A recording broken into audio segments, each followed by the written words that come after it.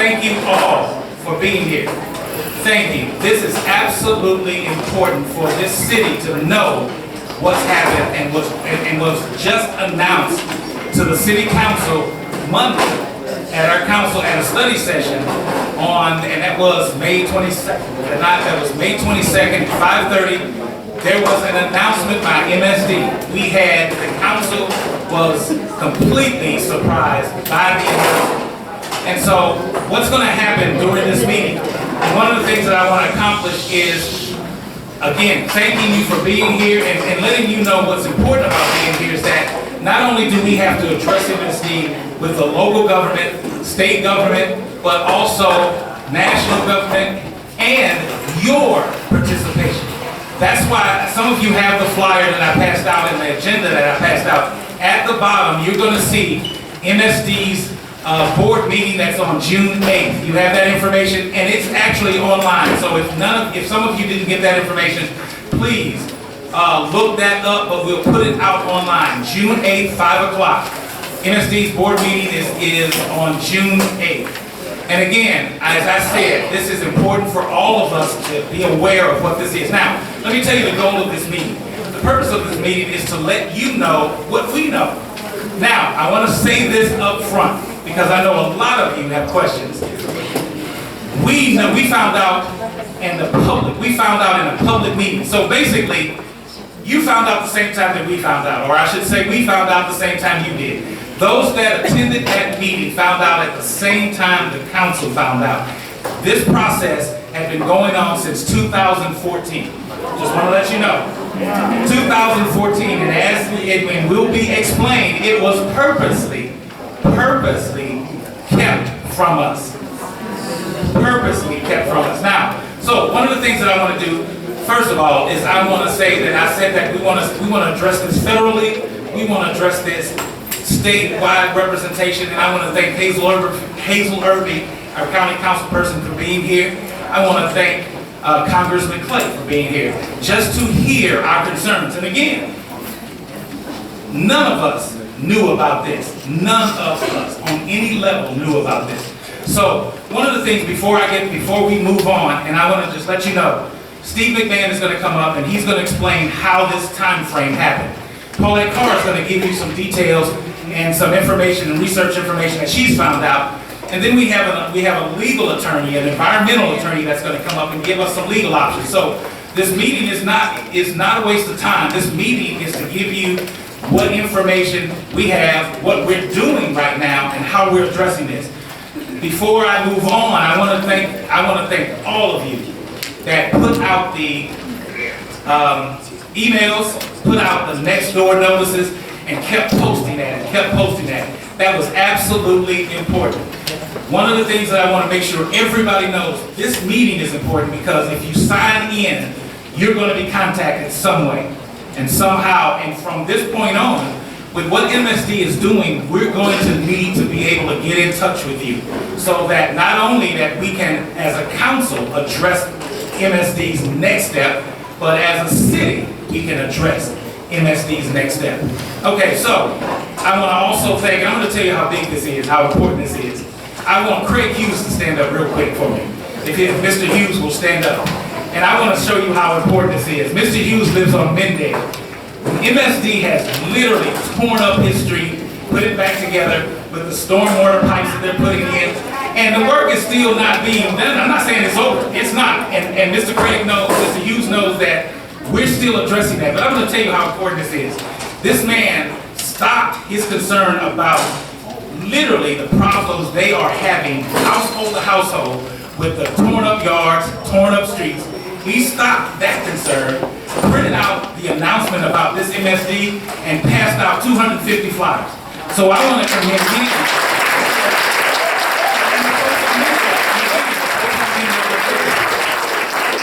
That's how important this is. And the other thing about it is this. This is the biggest point that I want to make to all of you. MSD isn't telling anyone. MSD has not planned on letting you know. Not yet. They haven't indicated that at all. I spent Saturday morning with Byron Price, and I thank him for his service.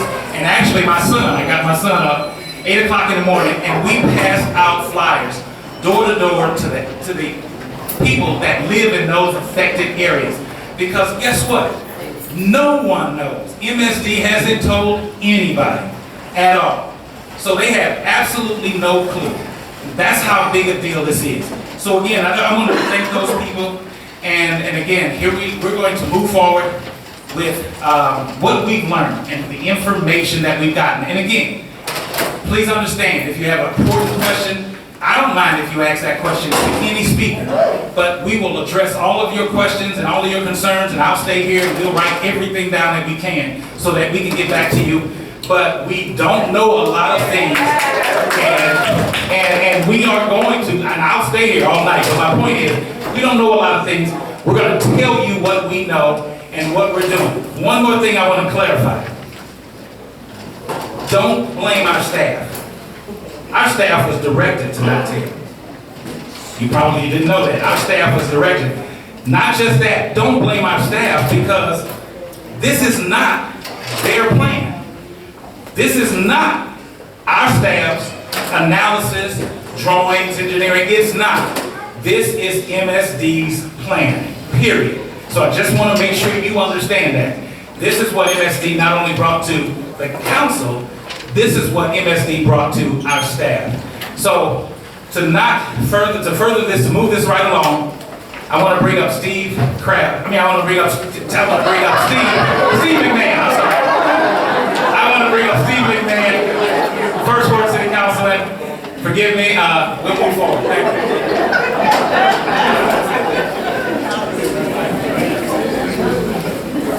I would almost thank Mr. Smotherson for that extra talk.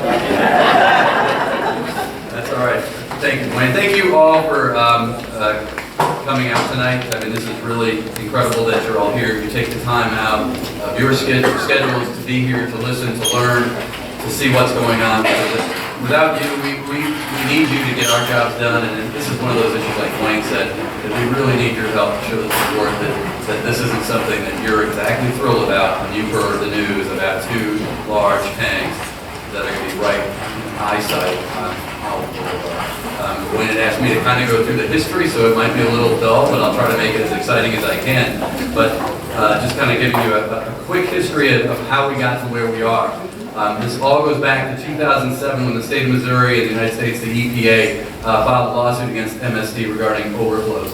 And I want to make sure what we're talking about, mainly, they might want you to think about overflows as the things in your basements. What this was talking about are the overflows in the streets, in the sewer system, that then spill over into our rivers and pollute the rivers. That's why the EPA is involved. And so those are the kind of overflows that they were really focusing on to try to eliminate. When they have these backups, those were the overflows. That's where the force went and it spilled out. Yes, that does do that in your basement as well, and some of these corrective measures can help those things too. But what they're focusing on in that lawsuit, and when they reached the consent agreement, it was really those other type of overflows, the ones that were environmental concerns into the riverway. So just keep that in mind when you hear them talking about overflows. So they had to go in and work to get those taken care of and address those overflows. And what they did in August of 2011, there was a settlement that was reached, having about $4.7 billion spent over 23 years to address the concerns. And that consent decree went into effect in April of 2012. And so that's the document that MSD really works with and says, these are the things we have to accomplish throughout their entire system to fix these problems that have been identified, and they agreed to those. And they can be modified, and they have been modified, and MSD has asked for modifications. There was one specifically that I found that it wasn't a modification that was made, but they made a request that relates to what's going on here, and maybe I can talk about that later. So we also have to spell out a little bit differently some of the different places that we're involved with. We've got a combined sewer system in University City. Other places have a separate sewer system for rainwater and sewage. Ours is combined, and so that creates a different type of problem that you might see because of the influx of rainwater. But you have to keep those kind of, those could be issues that when we compare them to different tanks in different places might affect how we all look at this. But fast forwarding from that, so you get the consent decree in 2012, January 2014, MSD held a combined sewer combined sewer, meaning the municipalities that have that setup meeting, much like for a city of University City. And at that time, they talked about a tunnel that is being planned in University City. And that tunnel runs basically along Walson. It's a 30-foot wide tunnel, and it's still being planned. That's part of their consent decree to help fix these issues. At that time, there was a question and answer session. This is posted online. You can find it. The question was asked, and this is for the River to Pear area, regarding the River to Pear tunnel work, what will be seen on surface? And MSD's answer was, while most of the work will be underground, there'll be some surface disruption around drop shafts, which are locations where supplies and equipment are placed into the work underground. There will also be considerable truck traffic at times to remove material from work sites. MSD and its contractors will communicate with the community in advance to make them aware of work and the impact of the public. No mention of tanks. Now, at this time in 2014, St. Anne already had a tank. I think it was put in 2012 out by the airport. You may have driven by it. It looks like it's got windows on it, but they're fake windows. That's the giant tank up in St. Anne. And I got a little picture if you want to see it. You can find it on Google. Look on Google Earth and you can see what it looks like, a nice overhead shot, and you can see how far the homes are away from that tank compared to what they're going to do here. But that was so we're into 2014, and that's kind of the starting point when they're talking about their project clear. More specifically, we get into November of 2015, and that's the kickoff, or the first meeting with MSD in University City. And what MSD says they like to do is to contact the chief elected official for kickoff meetings, and MSD invited Mayor Welch to that meeting, and she did not attend.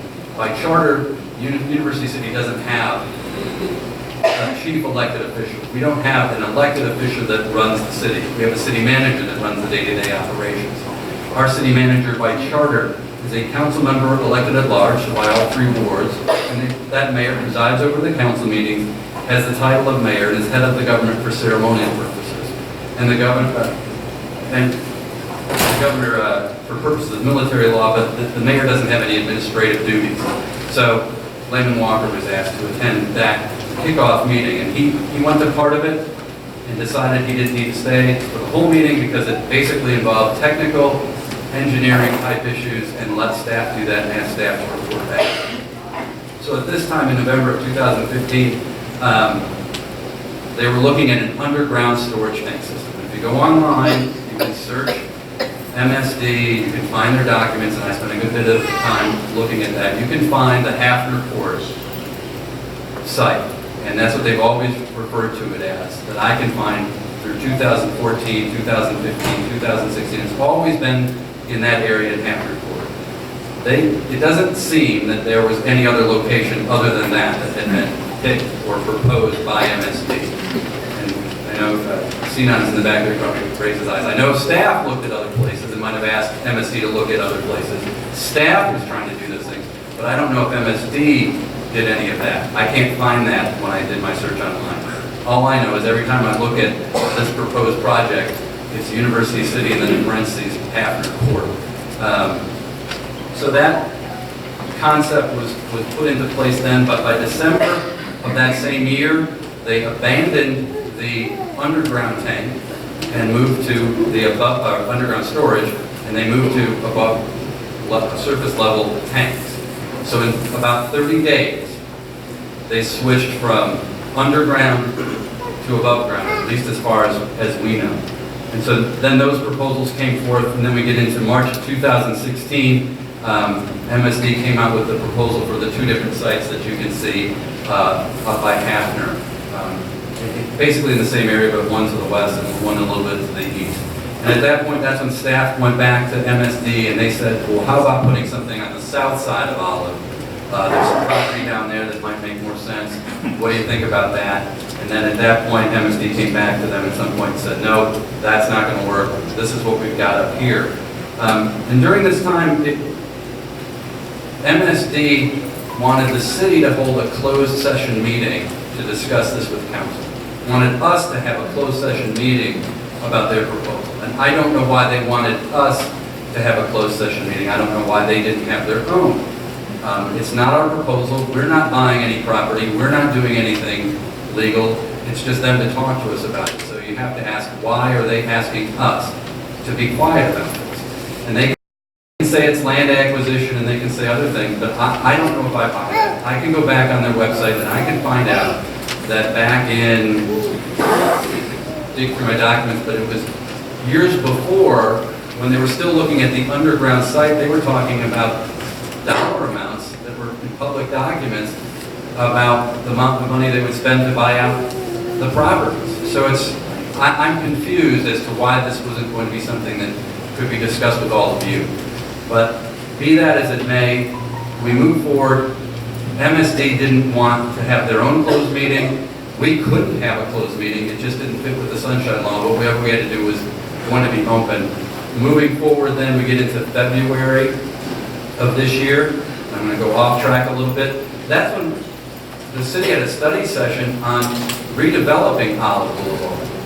And unanimously, we as a council said we want to try to redevelop Olive. We want economic growth. And here's our vision. Every person on council said that's the way to go. This is what we want to do. We prepared an RFP for that development. It was decided to put that out in the public. That was done in March of this year. It got sent out, and that was basically saying this is our vision of what we see on Olive. And we got one proposal back. Council's looking at that now. But I think when we're all sitting here thinking about it, that's an important thing that we know. We have a different vision for Olive than MSD's vision. And I think that has to be taken into account when we're talking to MSD about what they're planning and what they want to do down there. So then we get to, they ask, I think it was sometime in April or early spring that we put this in front of council, and it doesn't show up until May 22nd of this year. And when we walked into that council meeting, we thought it was the starting point of the discussion. And by the time we got done, we had the feeling we were given two options, and that was it. And they're not even options, they're just, this is what they like. Everything that I see in this plan benefits MSD, and I don't see the major benefits. If it could stop some flooding in some basements, that would be great. They won't promise us that. They talked about maybe a 40% reduction in the amount of those kind of events during a year. That's not saying that 4 out of 10 houses you would eliminate their basements from flooding. There would just be a 40% reduction. That's not even a target in the consent decree about basements. If that would be a benefit, that would be great, but that's the only one I see compared to the harm that I think 2 gigantic sewage storage tanks would have on Olive. So that's really kind of where we get to, and we were all surprised. The only question I had at that study session with MSD was, well, why are you here talking to me and us and the city council and staff when there's nothing for us to do? You've given us 2 places you want to put this, and my thought was MSD simply wants us to say to you all, we approve, or they want to tell us to pick one, we approve it, and then MSD can tell you, your city government approved this site. Well, we have not approved any site. Let's be clear. We haven't approved it.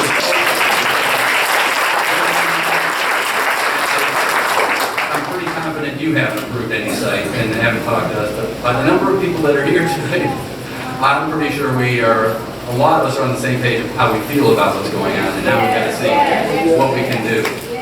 So with that, that's kind of the history. I hope that kind of gave you a little bit of a view or a feel of how we feel about what Hampton and how we got to where we are. And then Paulette Carr, our councilperson from the 2nd Ward, has some information as well that she's got. And should we wait? Wayne, I see a question in the back. Should we wait till the end? Go ahead.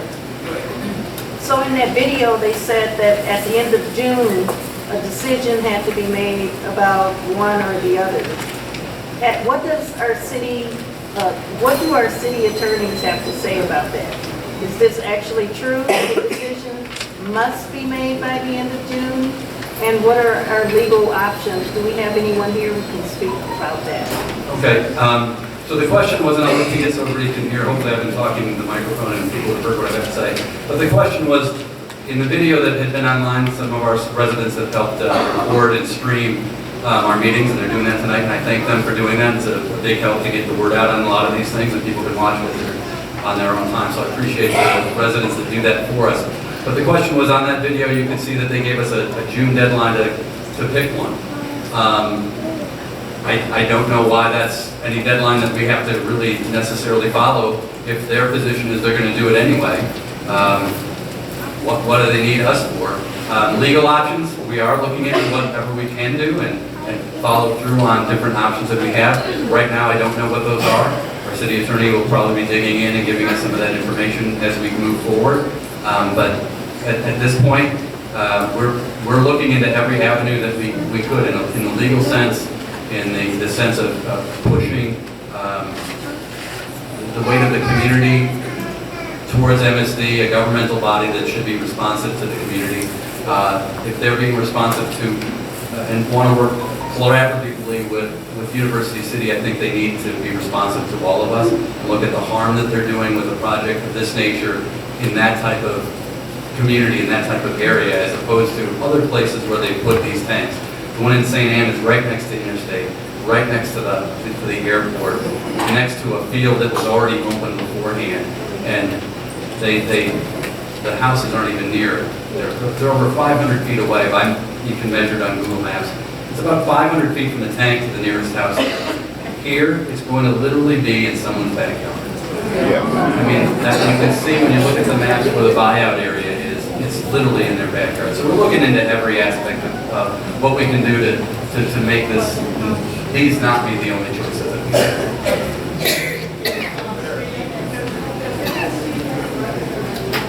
Yes, they do. The question was if MSD has the right of eminent domain and they don't.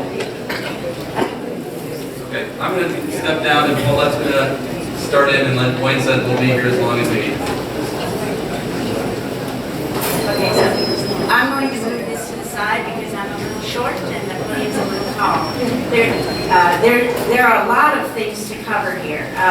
Number one, that there are two other communities who have been faced with this solution. The first, as was mentioned, was in St. Anne. Very different, as Steve said, 500 feet from the nearest residence. It's less than 100 feet from the nearest residence if whatever option we choose here. In Crestwood, and I find this very interesting, they are trading with the city of Crestwood for property that their own public works department occupied. That was zoned industrial. So they're not only trading property, but they're giving the city of Crestwood $3.7 million to build a new facility. And so what are we getting? We're getting a deadline of 30 days. Maybe it's negotiable, maybe it's not. You wonder why they have moved from the underground tunnel to these tanks. And so I went looking on the internet, as everyone does now, and I found this article in Water, Environment, and Technology, written by the company that actually developed these tanks. And you'll see it says tanks full of. It's going to be full of sewage. It's not going to be full of water. So, it will probably hold it for about 2 days while they drain it. And Steve mentioned, this is really sanitary sewer overflow and into creeks and basements. But the reason for addressing this was because it went into creeks and into waterways. So this is a cost-saving measure for them. The city of St. Anne, let's see, it says before the project, MSD never had used storage tank concept of this type and size. These are enormous. 180 feet in diameter. You will see 35 feet above ground. That's more than a 3-story building. And it will look industrial, make no mistake, unless they clad it somehow, and I'm going to talk about that in a minute, to kind of disguise it. Putting stucco on it and fake windows is not going to make it look like an apartment building or an office building. There are no office buildings. They're 1-story homes in this area. and it's very dense. Unlike St. Anne and Crestwood, they are moving into a dense residential area, and that mandates, in my opinion, a different approach than the one that they're doing. So they said this, this partly was because, and the reason they didn't tell us, and they write this, a not in my backyard rejection from nearby neighborhoods. You think? In this case, however, the design team reduced the impact of the project and returned the benefits to the community. I don't know. They haven't talked to us about how they're going to give us any benefits at all, other than to interrupt business as we know it, our lives as we know it. You're going to see it from Olive, so that will change anything that we anticipated Olive would eventually look like. And you are going to see it, and I think you're going to smell it. This is cost. Okay, this is cost saving. And if you'll just let me get through this, I'll answer your questions in a minute. But you cannot save costs on the back of the people of University City.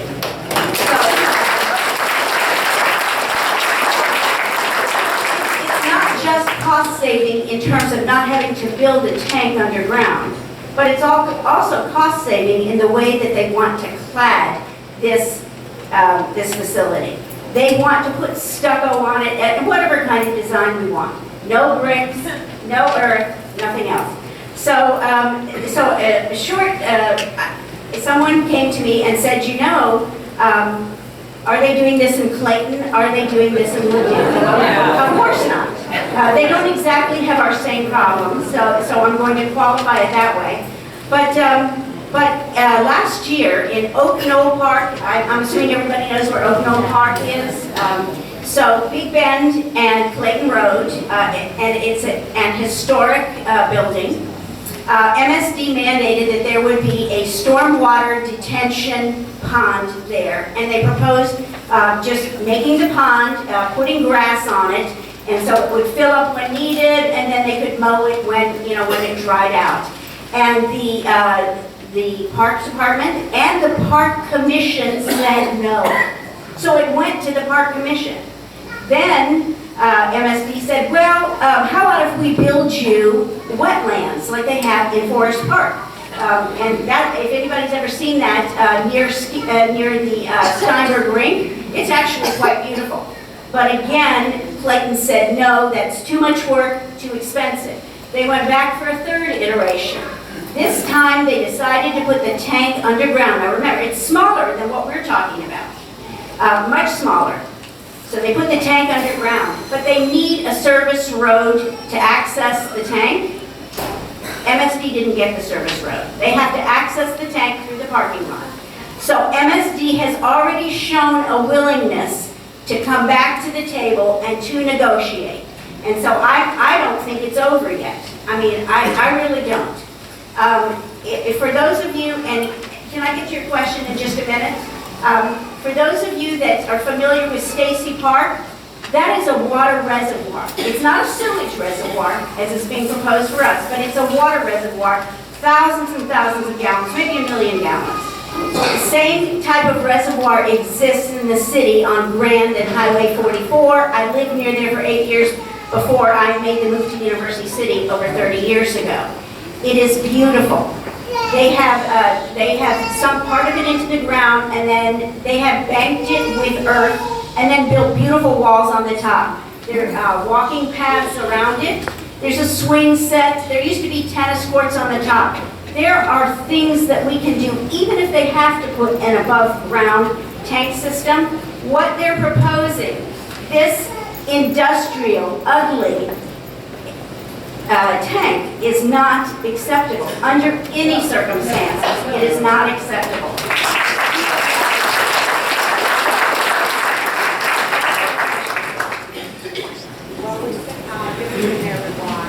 We seem to be in agreement that it's not acceptable.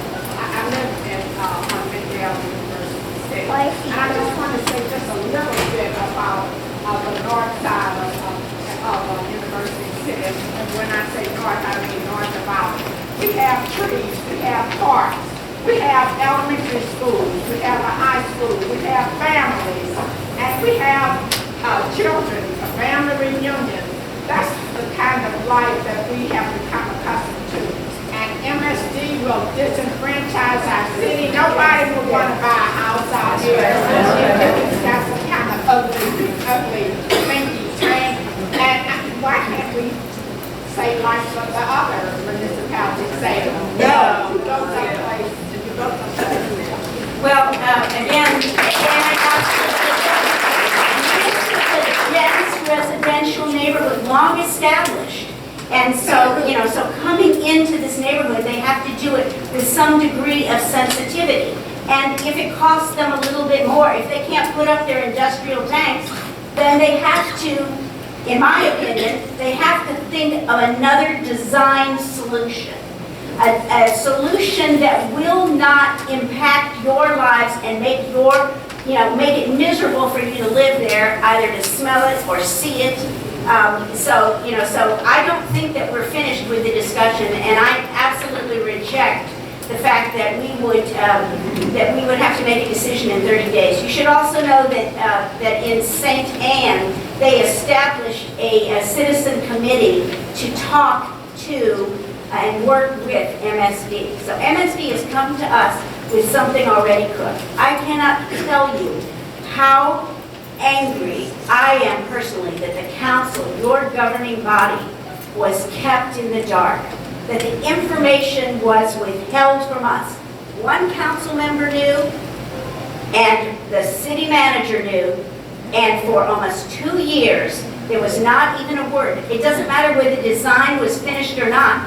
I believe that we should have been apprised of this, and because we're elected to represent you. We can't represent you when they shut you off. Yes, sir. Okay, someone mentioned earlier, they touched on eminent domain. Who gives MSD the authority to enforce eminent domain? Does it come from the county, does it come from the state? I believe, and Mr. Mulligan, who's our attorney here, he can probably answer that question a little bit better than I can. Could you repeat the question? Just a little bit about MSD. Can you repeat the question so people in the back can hear the questions? Gotcha. Thank you. The gentleman asked about eminent domain authority that MSD has and how did it get it. So MSD was created in 1954 by the voters. There's actually a Missouri Constitution provision that authorizes creation of MSD. And so what the voters in 1954 did, they voted for a sewer district. And the sewer district covers St. Louis City and County. It takes all the public sewers and puts them under MSD's control. It gives MSD certain authority as a political subdivision. So MSD is not like Southwestern Bell or Ameren, just any other utility. MSD is actually a government. It has governmental powers from the state constitution, from this plan that voters approved, and it's run by 6 trustees, 3 of whom are appointed by the St. Louis County Executive, 3 of whom are appointed by the mayor of the St. Louis City. And they have to approve all these significant actions. They can actually pass ordinances. They have legal authority. And with respect to the eminent domain procedures, they have to follow the same procedures that St. Louis City follows in its charter. There's a process. So if they want to take property, there are procedures that have to be followed, and they have to pay people fair compensation for that. But the point is, MSD is really, and no disrespect, but it's a government of sewers. It's the sewer government. And they have broad power and authority to locate sewers, to build sewers and extensions, and so they should listen to the people. They're the government, and that means they work for you, and so they should listen to you, and they should engage with you. And So what is the process so when they get to eminent domain? I mean, I know they make offers to buy homes, to vote. I mean, right, there are steps. I mean, there are a number of steps, but initially they have to contact the homeowners and try and negotiate a deal. And if they can't do that, then they can end up go into court to condemn the property, and then the owner at that time could either, there's an appraisal of the property, and the owner could either accept that appraisal of the property or contest it and go to court and get a jury to decide the fair market value of the property. Have a simplified version. And where are we in the process? Have they declared eminent domain? No, they haven't done any of that. All they did was, as the council members have said, last week, they said, here are the two proposals. And the interesting thing is, under the consent decree, there was a mention of that. That consent decree, you've got 23 years in which to do this work. So to put a 30-day deadline, and you look at the timeline under the consent decree, it's 2028. So, you know, where's the emergency here, and what's the timeline? And they have a lot of work to do before the bulldozer shows up. Yes, go ahead. One of you guys said earlier that nobody on the city council knew. Someone mentioned the fact that the mayor has no power. So I want to know why we don't have a city manager. When are we going to get a city manager so he can do that job and defend us? Because from basically what you're saying is they're telling you guys, here you go, take it, and the mayor can't do anything, and the city manager can't do anything because we don't have a city manager. The city manager does not make policy, the council does. And we're in the process of a city manager search right now. And we will initiate that, in fact, next Monday. We'll be having our first meeting. And I hope that all of you will come the following Tuesday to City Hall to weigh in on what our city manager should be. What kind of a person should be, but I don't think we're at a disadvantage right now. We had a city manager, and this information did not come back to us. So, you know, so that's where we are. If you will permit me, I would like to introduce Mr. Bruce Morrison. He's a well-regarded environmental lawyer, and he is the general counsel for Great Rivers Environmental Law Center. You may remember that we had some help with Prop H from the same firm. And he is also the chair of the NAACP Environmental Justice Committee. So I hope you will ask him what environmental justice is and how it applies to us. And yes, I have a question for the previous gentleman. We were talking about the eminent domain, you jumped over a step. Where in the process do they decide? Is this a decision in terms of deciding to take the property? Is that a decision that is made by that council, those trustees? And do they vote on it? How is that, where is that, what is that process in terms of deciding that property will be taken? Is it something that is voted on by those 6 people? She's asking, is the eminent domain, where in the process does the board, the MSD board, vote on eminent domain in reference to do they make that decision in reference to a particular property? Who makes the decision to actually decide to take that property? And I'm not an expert on MSD's procedures, but it's my understanding that the Board of Trustees would ultimately have to approve it. The Board of Trustees is basically the equivalent of the City Council or the county council, except they're not elected. So they're going to make all the big decisions. And the folks who brought these two options to us, they were engineers. Their staff, there's an outside consulting engineering firm, and then the staff engineers brought this to us. So my understanding is that the Board of Trustees have not voted on anything as far as this project is concerned. That's why I think engagement. Step in and we should maybe contacting those trustees and tell them we're Correct. interested. Absolutely. Okay. Who have the contact information for these trustees? We've given, it's on the flyer, and if you don't have it, we'll post it online. But if anybody has a copy of that flyer, if you could show the young lady that information, because the MSD board information is on that flyer. And what I want to do real quick, and so we can get through this and have Bruce Morrison come up, and then we'll address all of your concerns after that. Thank you.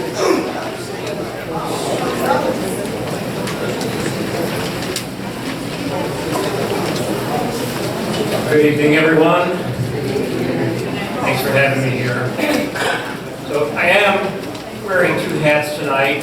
you serve as general counsel of Great Rivers Environmental Law Center in St. Louis. It is a public interest environmental law firm, a nonprofit law firm. And since October 2016, it has been my honor to serve as the chair of the Environmental Justice Committee for the Missouri State Conference of the NAACP. The interest that Great Rivers has in this are several. Now, we just learned about this issue last Thursday or last Friday, so we don't know much about it. We know probably what you know about it. And certainly, our Environmental Law Center has an interest in the health of the region's waters. But it has just as much of an interest in seeing that environmental justice is done. How many are familiar with the term environmental justice? Okay, a number of hands are up, but essentially what that is that a community, a low-income community or a community of color tends to bear a disproportionate share of the environmental burdens, and that's all wrong. And that's the big question here. Is your university city community bearing an unfair share of the environmental burden? Yeah, I guess some of this waste is yours probably, right? But most of it is coming from somebody else, and you're bearing the burden. You're not getting a benefit. That's the environmental justice issue. And in all likelihood, if MSD spends some more money and looks at other solutions, then this burden should be equitably distributed throughout the region. This is not a Ucity problem. It shouldn't be. It's a regional problem. And the whole region should be bearing the burden. It's not your waste. So going forward, on Monday, the Environmental Justice Committee of the Missouri NAACP will meet, and I will raise this issue with that committee. On Saturday, the Missouri NAACP State Conference holds its quarterly meeting in Kansas City, and I will raise this issue with the membership there. I will go to that meeting. EPA Environmental Justice, and I have spoken once about this. We will speak again. Their main concern is that there be meaningful and adequate community participation. And obviously, that has not happened. We're going to be talking again within the next few days with the EPA about this. Next step is for us to shine some light on this, to demand that MSD produce the records and start looking at alternatives. When I go to EPA environmental justice people, and I want to tell them about the people, the turnout here, and that's why I was taking the photo earlier, before I got up here. I suppose the sign-in records will show how many are here, but just so I can be accurate in terms of representing the EPA, how many oppose this, is there anybody in the room that is either neutral or in favor of the options that MSD is proposing? Anyone neutral or in favor? Okay. So that's what I have to tell you thus far. This information to me is less than we gold. Darn right, it's it's just horrendous in terms of keeping this community in the dark and dumping this issue on this community. So we're ready to engage. And with that, I'll sit down and I'll be around and answer questions as they come up.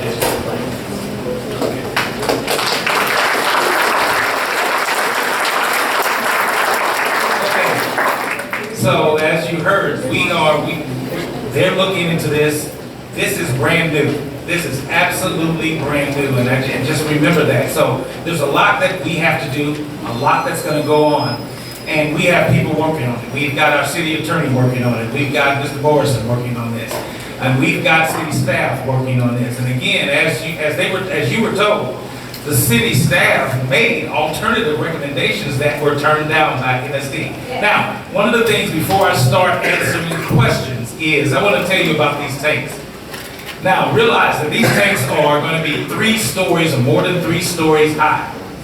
These are going to be 180 feet in diameter, and these tanks will collect. Now, remember, this is wastewater storage. Simple as that, wastewater storage. When the sewer lines, not your storm line, when the sewer line overflows, they're going to pump 4.6 million gallons of sewage into that tank to hold it, to reduce the overflow. Now, once they finish, once the event or the rain event ends, and as Paulette Carr said, maybe a couple of days, then they'll pump it out. But get this is what's interesting to me, is that at the top of the tank, the top of the tank is going to collect rainwater. When the event is over and the tank is pumped out, they're going to use the rainwater to clean the tank. Okay, so now one of the other things, I mean, that's interesting to me. Rainwater is going to clean that. So the other part about this is, let me tell you the components. The two tanks, 4.6 million gallons each. They're going to be connecting to sewers. They have a pump station. They have a control building attached to it. And the last thing that I find interesting is they have an odor control unit attached to it. So I just wanted to let you know the components to the tank. So that's pretty much it. Now, and that ends this part of the meeting. What if you have questions? If we can't answer those questions, we're going to write that down. This is being filmed. This is being recorded. This is being streamed. So if there's something that you ask and we miss, we're going to go over this and we're going to address your questions. And again, knowing that there's not a lot of answers that we can give. And I'll take the young lady's questions first. Okay, so I have a couple of questions. The first question is, what is Mayor Welch's position on this, since she is the one council member who knew about this? Is she here? And what does she have to say in regards to this? I didn't see her here, and I can't answer that question. You have to address that with Mayor Welch. So everyone knows your mayor. She should be here. She should be here. My second question is, it's basically a comment. Well, can you tell everyone some of the health implications that is connected to this? We're talking about the physical part of it. We're talking about how it looks, the size and all of that. I just looked at a study talking about wastewater treatment facilities linked to headaches, skin disease, all sorts of different respiratory issues. Well, let me try to answer some of that in that when you said wastewater treatment, I didn't say anything about treatment. I didn't say anything about treatment. What I mean is I'm answering your question in that this isn't a treatment plant. This is just a storage tank. It's a sewage, it's a wastewater sewage storage tank. It's going to be cleaned by rainwater. But what if it don't rain? So that's all I can tell you about that. So it's not treatment. So it's even worse. Yes, ma'am. What if it don't rain? If it doesn't rain, wait, no, seriously, to answer that question, and that's a legitimate question in that, if it doesn't rain, then there won't be any overflow to be pumped into the tank. So I guess I'm assuming, and again, we don't know all the answers, the tank will be empty. That's right. Now, and let me address one more thing. This is not going to address our stormwater flood issue. It's not going to solve that problem. This is solving MSD's problem, period. So they're not addressing the flood problems in those areas. They're addressing their overflow problems. And as Steve McMahon said, this is addressing the EPA issue that they're having with overflow going into the streams and rivers and water. So there, it's MSD's problem. Let me go over here. Yes, ma'am.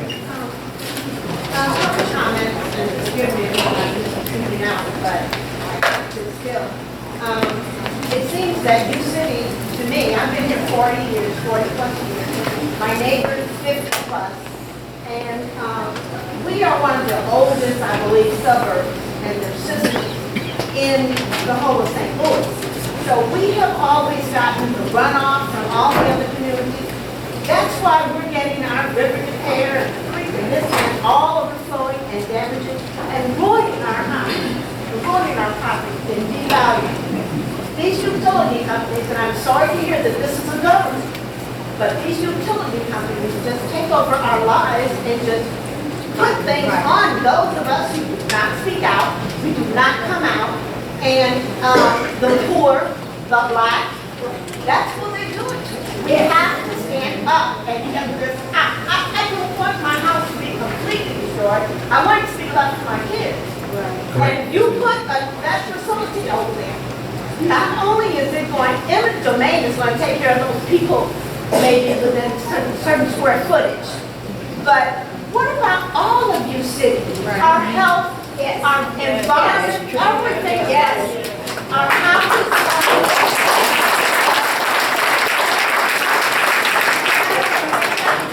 all of us, not just those around there.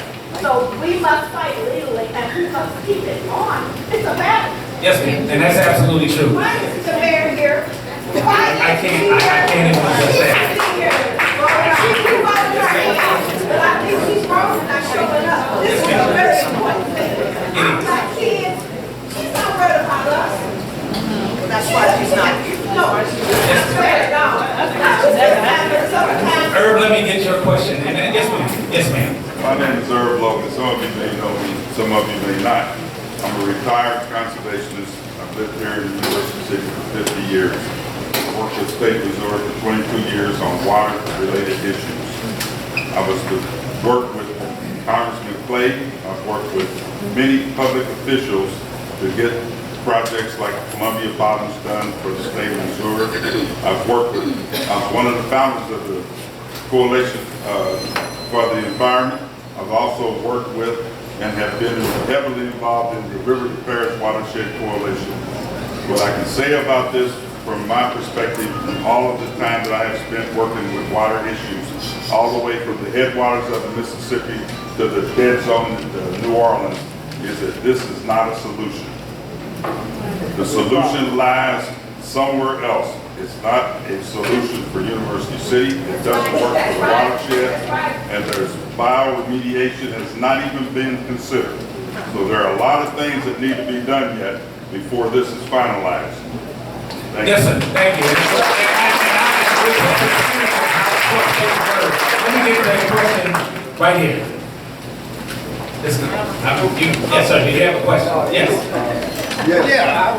I live in third. Hold on a second. Hold on. Just a second. Go ahead. Everybody has the location of MSD. No. And again, as I said, we'll put it online. We'll put it online. We'll get it out there. Exactly. We had that meeting June 8th. Right. That's right. And Mr. Focus group, I will. Okay, let me get the question in the back, please. I live in the 1300 block of Mendel, and approximately a year and a half ago, MSD moved into the neighborhood and began work. And it was supposedly to help the watershed, the overflow of the rainwater and also to wastewater. They were putting it in the street. So they moved from 1300 to 1400. So those two blocks for a year and a half have been decimated, the streets torn up, dug up, and new pipe and everything. Now this looks like that possibly was the pre-development for the thing over half the court from my house is no more than 100 yards. Yes, sir. That's correct. And this looks like all this is the same project to me. And I spoke about that earlier with the people that helped actually pass out flyers that live on Mendale, because this is going to affect all of that area. This is going to change the dynamics of that entire neighborhood, but also the third ward and this city. So understand that. Yes, ma'am. No, I don't think you can answer this. I want to know why they selected those sites. What is it about those sites that they want? Well, one of the things. Let me say this very quickly. Everybody, let me say this very quickly, and I want you to hear this very clearly. One of the things that we've been working on for probably the past couple of years And I have to give credit to the group WITH. That's W-I-T-H, that group WITH, because what WITH did was identify a problem and an event that's happening in the third ward. Again, listen very closely. And MSD proved this. What they identified was that banks aren't lending to houses 50,000 or less. So what's happening is you have investors that are coming in and literally changing the dynamics of our neighborhoods because they're buying houses and renting them out. Now, hold on, let me say something, and let me give you my experience. I've been in Ucity, and I've been a Ucity resident for over 50 years. I know these neighborhoods from north to south. So what I can tell you is this. I can give you an example of a street, Birchmount. Birchmount was a wonderful street back in the day. I know somebody, and I'm not going to point her out, that lived on that street, and it was a beautiful neighborhood. About 20 or so houses. Right now, half those houses, 11 of those 20-something houses are rental properties. Now, let me cut to MSD. So what MSD, to answer the question about cost, what MSD realized is, hey, we can jump in here and get everything cheap. Because in our report that they presented to the council, MSD said we're in option 1, we identified 31 homes that we're gonna buy. Guess what? 12 of those homes are rental properties. See, MSD knows. They know the plight of the third ward and what we're trying to develop the third ward. MSD is trying to destroy the third ward. Meaning, and so again, option 2, they've identified 20 houses in that area. 8 of those houses they identified are rental properties. They've actually identified the very problem that we're trying to correct. We're trying to stabilize the third ward. So that improves everything for this entire city if we stabilize that event in the third ward. MSD is taking advantage of that, and they're taking advantage of the city. Yes, ma'am, yeah, please. Yes, I would like to get back to the point that John was going to make. I know that on Thursday, June the 8th at 5 o'clock is the MSD Board of Trustees meeting, and you suggested that people go online. Could I suggest that you give them the information tonight while we have this large group here? Because I can do that, not yes, ma'am. everyone is computer literate. If somebody can hand me one, I don't have a copy. All right, and the other thing is, I'm so encouraged by seeing this large crowd here. Could you please mention that on the 4th Tuesday of every month, there is a focus group meeting, and we discussed this last Tuesday. So please encourage people to come out and participate. Okay. Absolutely, and again, what she's actually saying is that, and if somebody gives me a copy, we'll read that, but also, there is a focus group meeting every 4th Tuesday of the month that meets right here, and we address all of those issues, and it's at 6 o'clock. It's at 6 o'clock, and you know, again, and I'm going to actually say this about the focus group meeting, and everybody listen. Why that's important is because what the focus group has done is they've actually put City Hall right in front of them. They've put City Hall officials right here in front of you. So if you have a problem with forestry, you've got the forestry director sitting here in front of you. If you have a crime issue or a problem, you have a police officer, Mike Brown, that's here that runs that meeting. If you have a community, Mike Davis. I'm sorry, Mike Davis. I'm sorry, I get names mixed up. But they're here. They've literally put City Hall right here in front of you. So again, every 4th Tuesday, 6 o'clock, the focus group meeting, and that's for all of you city. Okay, let me get young lady's questionnaire. While I hope that we're able to, change this plan, the problem that it's trying to deal with is a real problem for everyone. The problem that we have in St. Louis, as I understand it, is that raw sewage, when we have big rain events, raw sewage goes into our streams and rivers. That's not good for anybody's health in the whole region, including us. So the problem needs to be dealt with. Now, obviously, it needs to be dealt with in a better way, but it's a serious and really disgusting problem.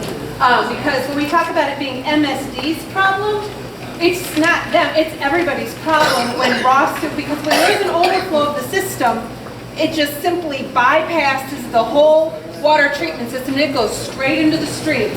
And that's why there's signs up all over Riverdale Care that say, don't wade in this water, don't play in this water. There's raw sewage in it. And that does need to be dealt with.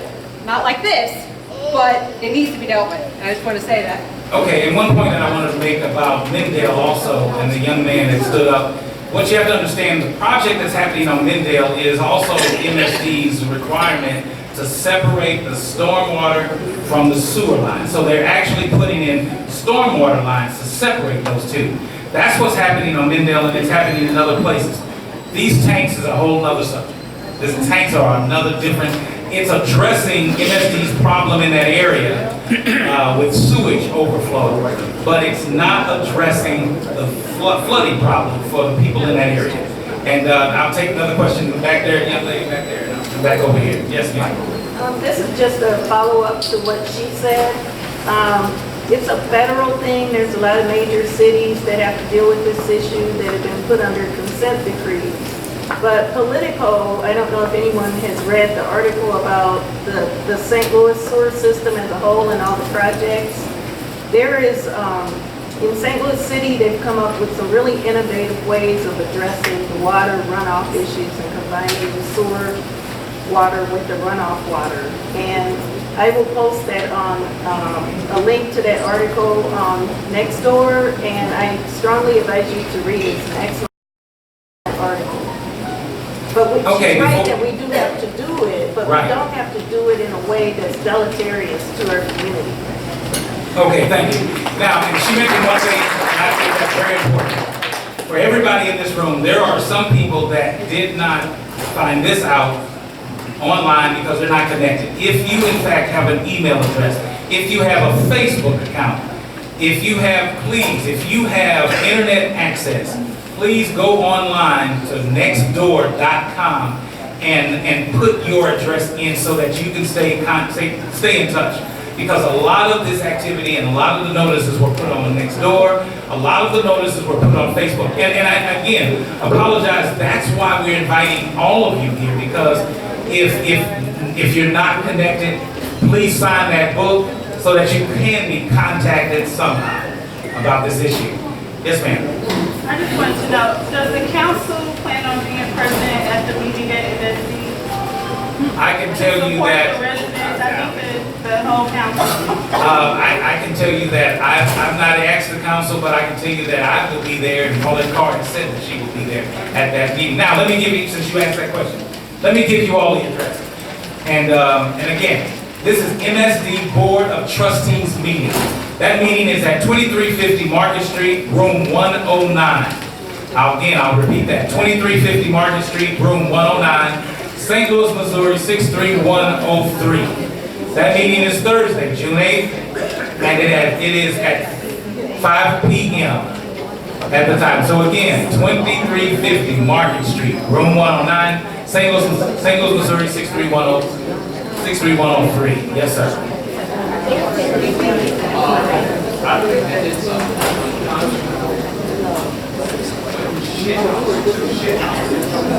Speak up! I think it's unconscionable to put shit houses right next to a school. It's still less than 10 years old.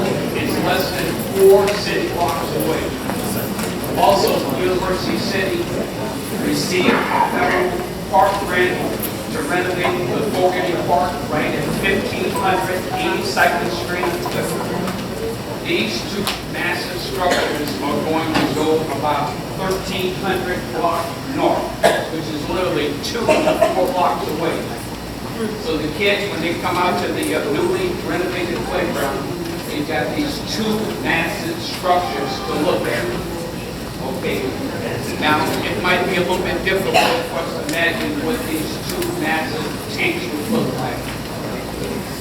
But a tank holding 4.6 million gallons would literally need 500 gasoline tanker trucks of liquid in order to fill one of the tanks. It would literally take 1,000 gasoline tanker trucks to fill these two structures. I think it's important. Thank you. Thank you. Let me get the question in the back.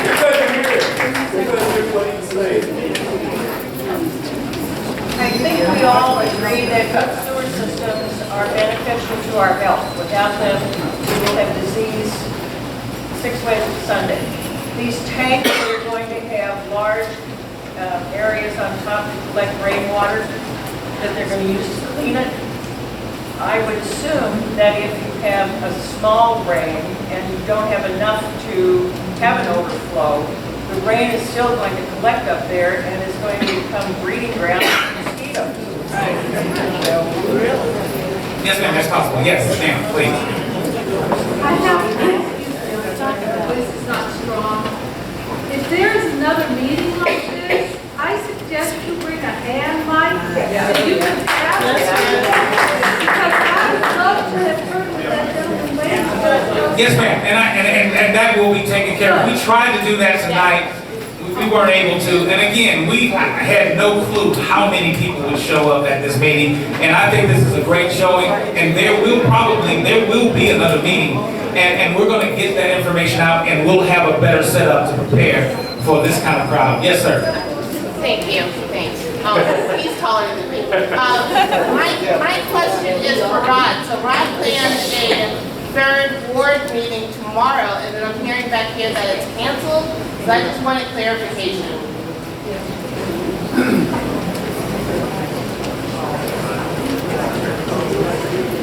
Good evening. I didn't want to overwhelm us with meetings.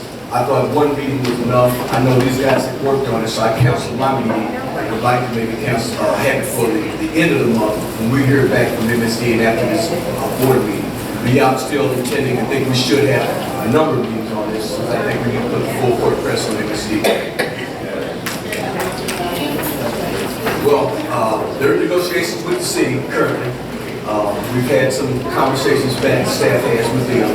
They do have their meeting, which I'm sure a lot of us are going to show up at that meeting. So it will probably be after those. I will make a decision after that, and also confirm with the other council members as well. Thank you. Okay, yes, ma'am. I just cannot stress how important it is. Showing up at the meeting at MSD is one thing, but having worked in the county executive's office, let me tell you exactly how that goes. Your county executive. Can you come up and use his mic, please? Please, please, please, please. Please, please. You're saying something that's very important, and I appreciate that. Thank you.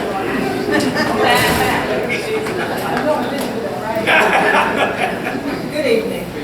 So, the process.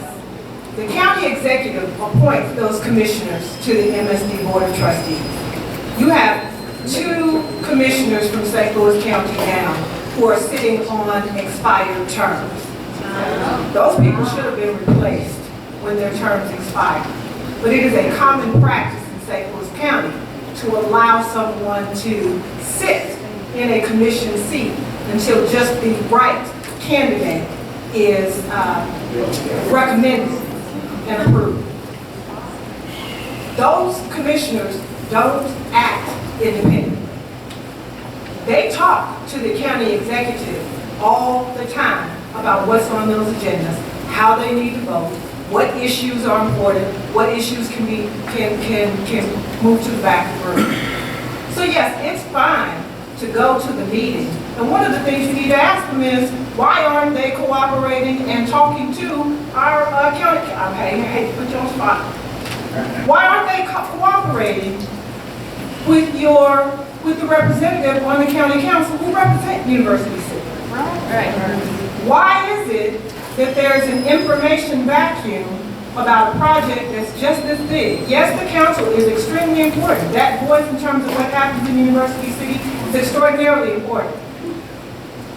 But the people in University City don't appoint those commissioners. They don't appoint those trustees. Those trustees are accountable to the county executive. So if you really want to have a conversation about what's happening at MSD, not just in St. Louis County, but in St. Louis City, show up at the county executive's office and let him know you don't like any of this. And tell him to get his trustees in order.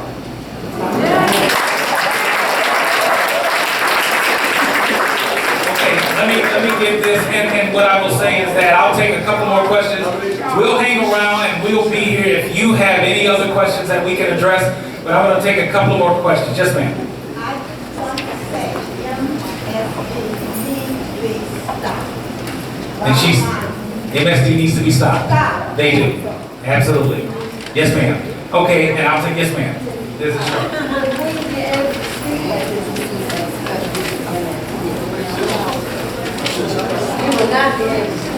The question is, will we be able to speak at the MSD meeting? I thought it was a public meeting, but if you can, Paulette. So I've been told that it's a relatively small room, intimate, that you have to pass through a metal detector, and that there is some kind of a form to fill out if you want to speak. I would say that even if I were relegated to the hallway, I would absolutely make my presence known. It has, the message has to get out. And I agree, and we need to go to the next county council meeting and do the same thing. Writing letters, making phone calls, all of it. All of it. And those of you who are in public service, perhaps we need to know what is it that makes people listen more effectively, and what is it that causes people to say, they don't know what they're talking about, or we're not going to listen to them, because we can, by our own attitude and some of the words we use, cause people not to believe that we're anyone to be reckoned with, or that we're not intelligent enough to know the difference between what you do in public and what you say in public. It's not the same as when you're with people in your own home. You have to know how to deal with people so that they don't feel threatened in a negative way. If you want to do some threatening, we must do it in a positive way. And that means we're going to call this clear waste water, sewer, and not the other thing. Okay.